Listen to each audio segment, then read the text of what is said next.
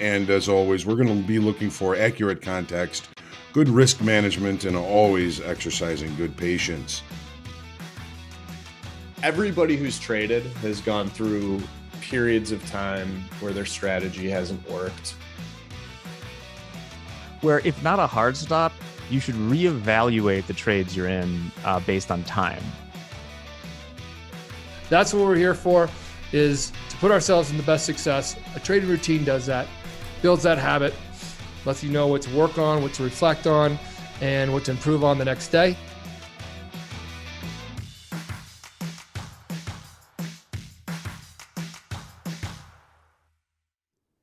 Good afternoon, friends and fellow futures traders. It's time for the market reflection. Tuesday, February the 14th. Happy Valentine's Day, everyone.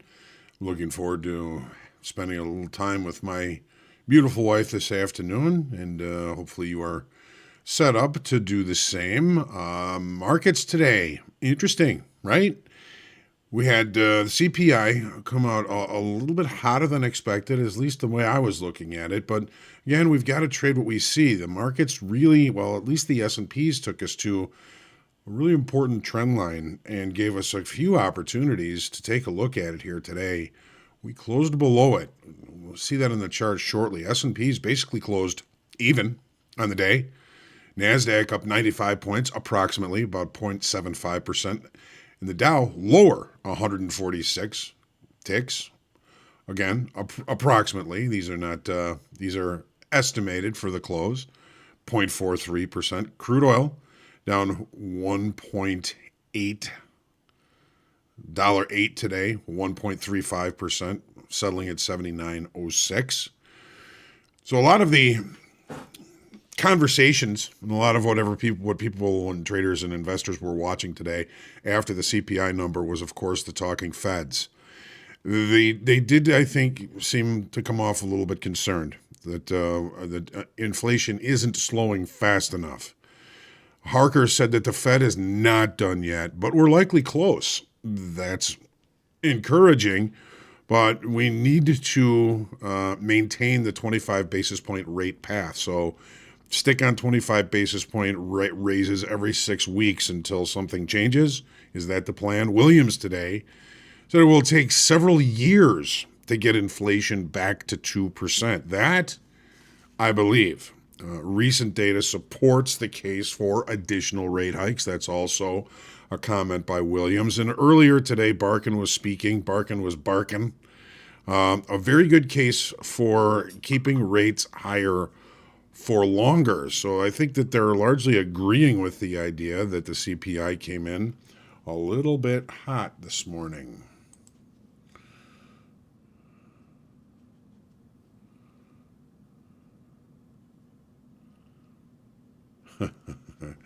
All right.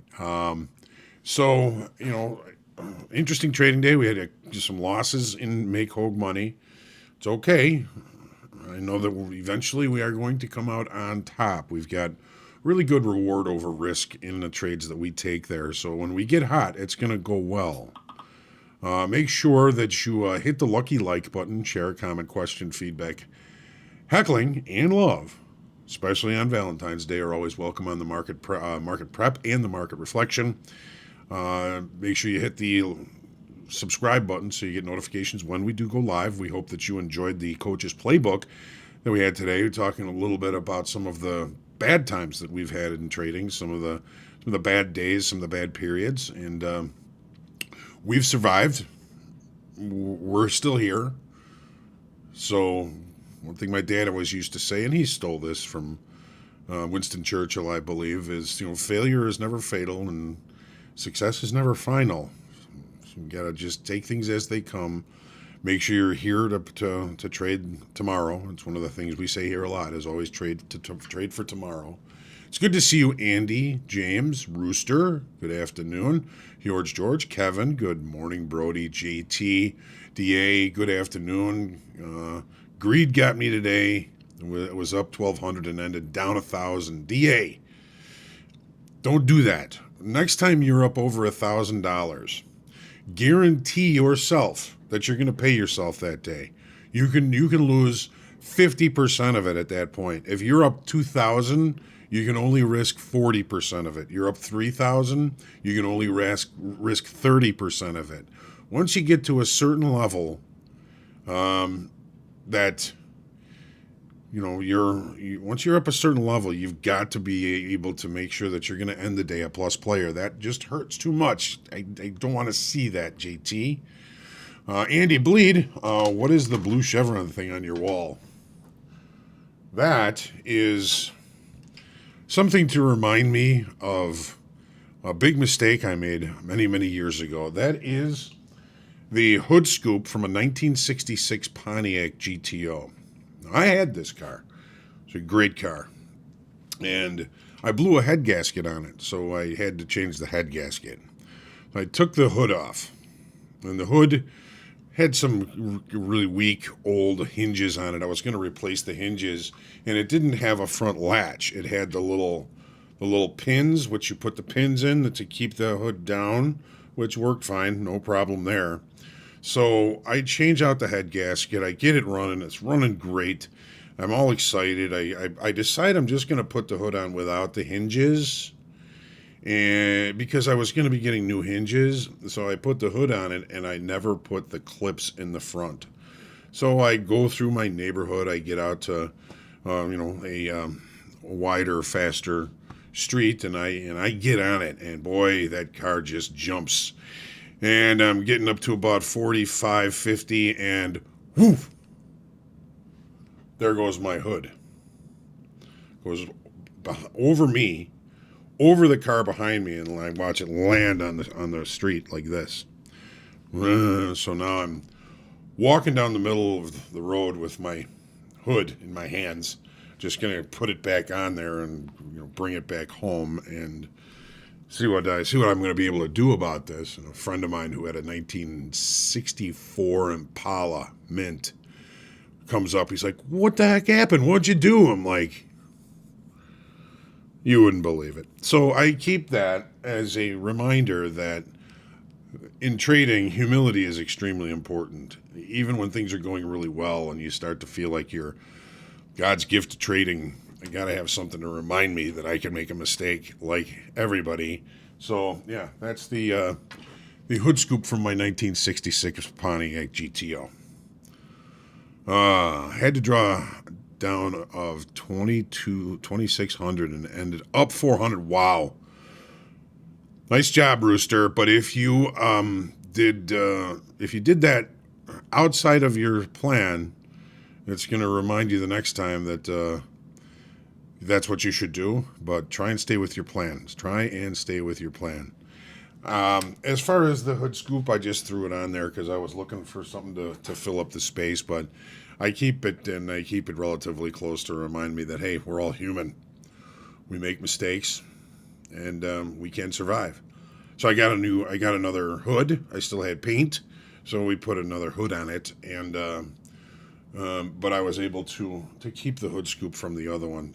I found that sheet metal doesn't necessarily bend back into shape after it's been 25 feet in the air and landing on the end of it. So that's the story of the hood scoop behind me. The chevron thing, yeah. So, well, we're going to take a look at these charts here. Yes. I found myself, while that thing was in the air with a car right behind me, just praying that it did not hit the car behind me. It went all the way back behind that car, so thank goodness for that. Last thing I ever want to do is hurt somebody, and that was a dangerous situation. Big mistake, but we survive. Let's take a look at the charts here. We're going to start with the crude, although I think our equities are the more interesting markets today. Here's the daily in crude, and we were kind of looking at some new information. Although we are in rollover, we know that the tendency is going to be for range-bound activity.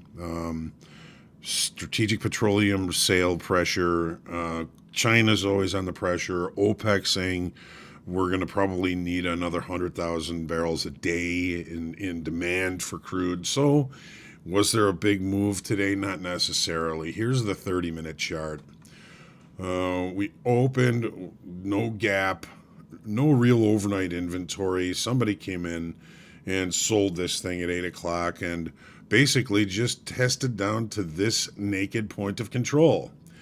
How visual are markets? This happened a couple of times today. We'll see in the charts. So a test to this point of control, back into range, P-shaped profile.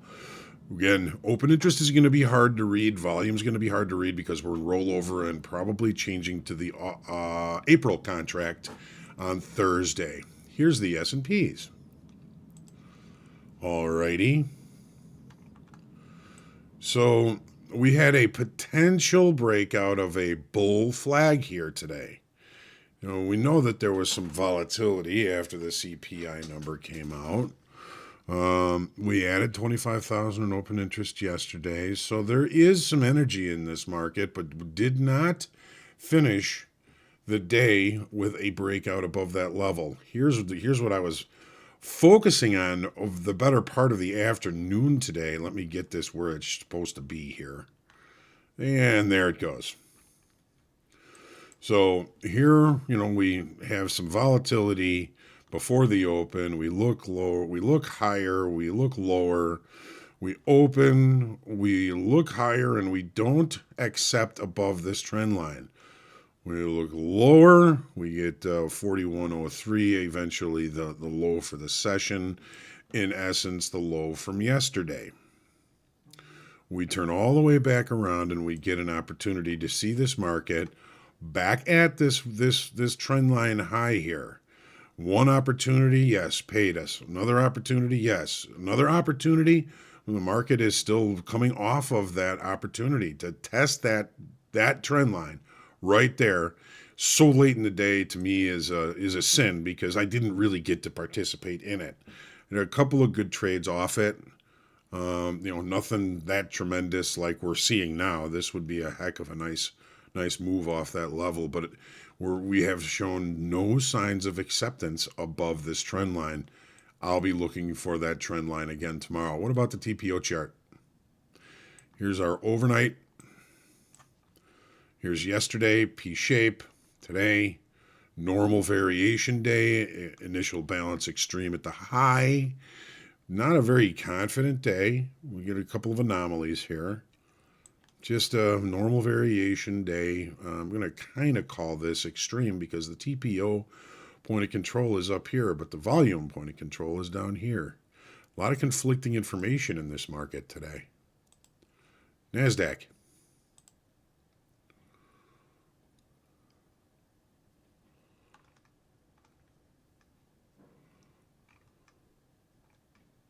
All right, now we've got our trend line in the right spot. Look what we did here.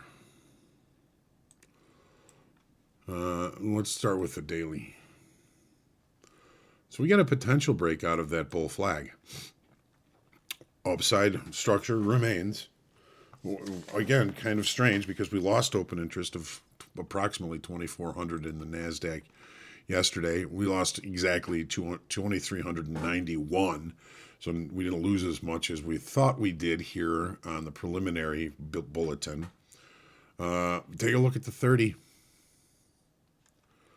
Open, well, knee-jerk to the upside, knee-jerk to the downside. Actually, the knee-jerk to the downside was first.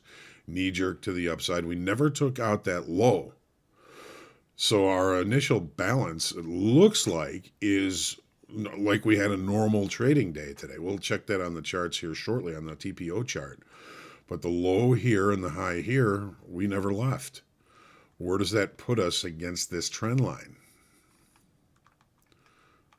All right, now we've got it where we want it. Now we've got it where we want it. So no real signs of, oh, come on, acceptance till the very end of the day. It looks like our closing price is going to be above that level. Well, when we look at the close, what did we have? The NASDAQ up 95 points. Everything else was either even or lower. Maybe the NASDAQ's going to lead us up. Here's the TPO chart. Initial balance. The extreme on both sides. A normal trading day. A normal trading day. Unbelievable. On a CPI day, nonetheless. This market is trying to tell us something. What is it? What is it? Now, we'll take a look at gold. Volatile day here in gold. We're looking for a continuation to the downside. We have an outside day now. Take a look.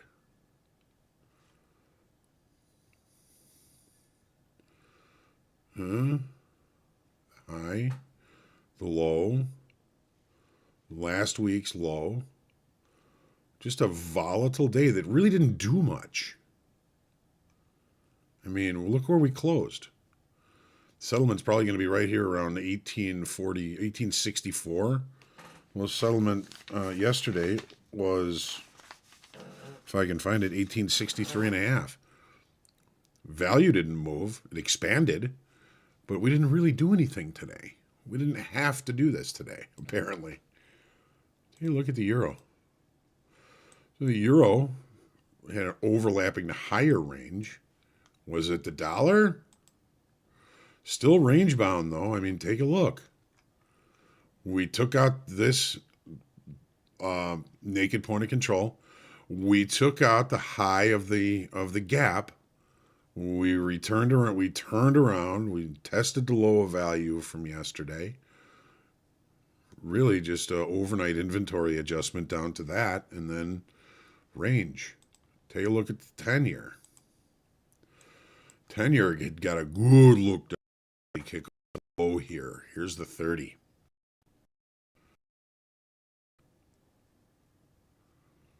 And where did it trade to? Both extremes. It traded to this naked point of control up here as the number came out. It traded to this naked point of control down here as the day went on. A nice move down to weekly kickoff low. Doesn't check it. Long liquidation.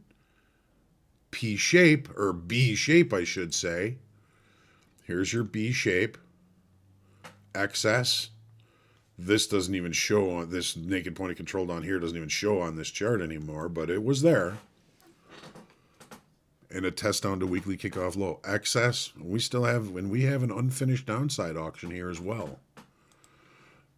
The natural gas had a nice boing to it today, but still range bound. This is the daily. There's our boing. Overnight inventory was long. No real adjustment to it. Just continuing to try and push higher. No, I don't see that we're going to have a late spike here at the end of the day. But the market did continue to try and push higher after the regular trading hour close. TPO chart. Normal variation. Neutral day, excess high, excess low, or is this excess? Did we have time to accept price up at this level? No, we did not. We did not. Good afternoon.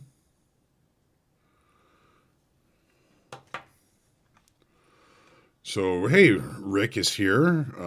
Closed above the 150 simple moving average on your charts. How many simple moving averages do you have, Randolph?